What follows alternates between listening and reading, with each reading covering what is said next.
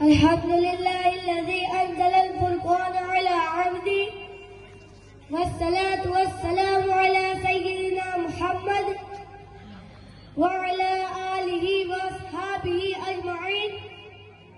अम्मा बअद फ़अऊज़ु बिल्लाहि मिनश शैतानिर रजीम। बिस्मिल्लाहिर रहमानिर रहीम। इन्न हाज़ल क़ुरआन यहदी लिल्लती हिय अक़वम।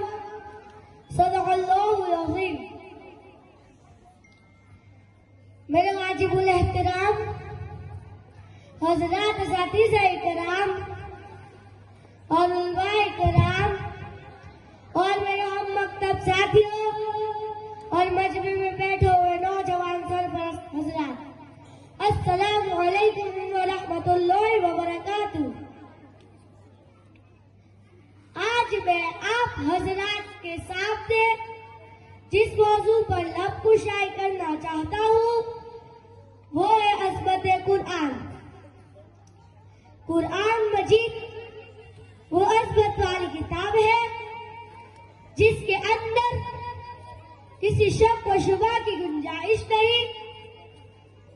कुरआन मजीद वो अज़मत वाली किताब है जो हमारे लिए रहबर है। कुरआन मजीद जिस जात की तरफ से नाजिल हुआ वो जात भी ऐसी जात है, उस जात के अलावा कोई इबादत के लायक नहीं, वो वहदहू ला शरीक लहू जात है। कुरआन मजीद जो फरिश्ता लेकर आया वो फरिश्ता तमाम फरिश्तों का सरदार है। वो ऐसा फरिश्ता है रब्बे कायनात के नजदीक मर्तबे वाला है। कुरआन मजीद वो अज़मत वाली किताब है जो हमारे लिए रहबर है। कुरआन मजीद वो अज़मत वाली किताब है जो हक व बातिल के दरमियान फर्क करती है। फिर क्यों न कहूं या इलाही तू हमें आमिले कुरान कर दे, या इलाही तू हमें आमिले कुरान कर दे, विजय सीने से मुसलमान को मुसलमान कर दे। सामईन मुकर्रम, अब जरा इस्लाम से कुरआन की अज़मत मालूम करते हैं। किसी ने इमाम आज़म अबू हनीफा से पूछा, इमाम साहब आपने कुरआन को कैसे पाया? उन्होंने कहा, मैं अब तक कुरआन से हजारों मसाइल निकाल चुका हूँ मगर अभी भी कुरआन का माना पूरा नहीं हुआ।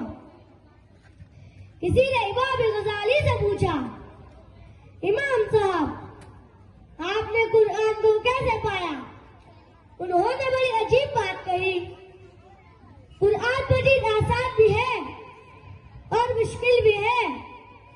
आसान तो इतना है कि किसी भी 8 साल के बच्चे के सीने में उतर जाता है, महफूज हो जाता है।